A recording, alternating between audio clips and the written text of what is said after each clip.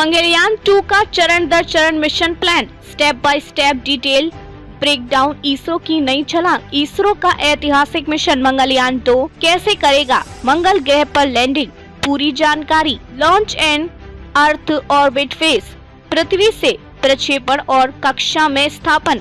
Rocket LV-M3 जिससे पहले GSLV-MK3 के नाम से जाना जाता था, ये इसरो का सबसे हैवी लिफ्ट लॉन्चर है। इनिशियल ऑर्बिट 190 किलोमीटर गुणा 35,786 किलोमीटर एलिप्टिकल ऑर्बिट। इसके बाद स्पेसक्राफ्ट को धीरे धीरे मल्टीपल बर्न्स द्वारा ट्रांसजेंडरी में डाला जाएगा। क्रूज स्टेज यहीं से काम करना शुरू करेगा, यानी पावर, डायरेक्शन कंट्रोल, टेलीमेट्री और प्रोपल्शन की जिम्मेदारी इसी को होगी।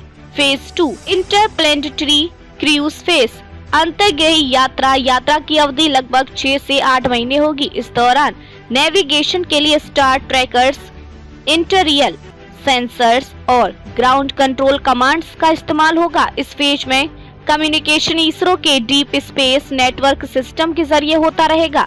क्रूज स्टेज सोलर पावर से संचालित होगा और ऑन बोर्ड थ्रस्टर्स द्वारा पोजीशन कंट्रोल करता रहेगा। Phase 3 entry, descent and landing, सबसे चुनौतीपूर्ण हिस्सा। इस EDL चरण को अंतरिक्ष अभियानों में सबसे खतरनाक हिस्सा माना जाता है, क्योंकि इसमें मार्स के वातावरण में अनकंट्रोल्ड और डायरेक्ट प्रवेश होता है। इसे ही नासा ने 7 मिनट्स ऑफ टेरर नाम दिया है। Steps of EDL in Mangalyaan 2, separation, Mars के करीब पहुंचने पर डिसेंट स्टेज अलग हो जाएगा और इंडिपेंडेंटली मंगल की ओर प्रवेश करेगा। डायरेक्ट एटमॉस्फेरिक एंट्री, यह सीधे मार्स के वायुमंडल में घुसेगा बिना पहले ऑर्बिट में घूमे। एरोडायनेमिक ड्रैग, हाई स्पीड पर डिसेंट स्टेज वायुमंडलीय फ्रिक्शन से हीट और डिसेलेरेशन झेलेगा। इसी दौरान एरोशेल स्पेसक्राफ्ट को प्रोटेक्ट करेगा। सुपरसोनिक पैराशूट्स डेप्लॉयमेंट, लगभग 15 किलोमीटर की ऊंचाई पर पैराशूट्स डिप्लो होंगे जो गति को और कम करेंगे।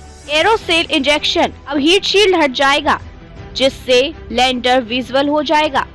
पावर, डिसेंट एंड लैंडिंग, लगभग 1.3 किलोमीटर की ऊंचाई पर लैंडर के थ्रस्टर्स चालू होंगे। ये थ्रस्टर्स चारों ओर से कंट्रोल करके उसे सेफ, सॉफ्ट और प्रीशियस लैंडिंग कराएंगे। मार्स हेलीकॉप्टर रोटोक्राफ्ट, भारत की पहली मंगल उड़ान। यह हेलीकॉप्टर एक टेक्नोलॉजिकल डेमोन्स्ट्रेशन होगा। नासा के इंजेन्यूटी से प्रेरित यह हेलीकॉप्टर एक टेक्नोलॉजिकल डेमोन्स्ट्रेशन होगा जो नासा के सफल इंजेन्यूटी ड्रोन से प्रेरित है। इसका उद्देश्य मंगल की सतह का हवाई सर्वेक्षण करना और वैज्ञानिक अध्ययन को और आगे बढ़ाना है। संभावित विशेषताएं, वजन लगभग 1.5 से 2 किलोग्राम, ऊंचाई लगभग 0.5 मीटर, उड़ान अवधि 90 सेकंड से 2 मिनट तक, पंखों की गति 2400 से 2800 RPM चक्र प्रति मिनट, पावर स्रोत सौर ऊर्जा से चार्ज होने वाली battery, solar powered battery, camera high resolution navigation और टेरेन कैमरा। उद्देश्य आसपास के क्षेत्र का एरियल सर्वेक्षण, रोवर या लैंडर के लिए मार्गदर्शन, भविष्य के मिशन के लिए डेटा जुटाना। मंगलयान 1 2013 और मंगलयान 2 आगामी में क्या अंतर है? मिशन का प्रकार, मंगलयान 1 सिर्फ ऑर्बिटर, मंगल की कक्षा में घूमने वाला। मंगलयान 2 लैंडर प्लस हेलीकॉप्टर, मंगल की सतह पर उतरने और उड़ान भरने वाला। वजन, मंगलयान 1 1350 किलोग्राम, मंगलयान 2 लगभग 4500 किलोग्राम।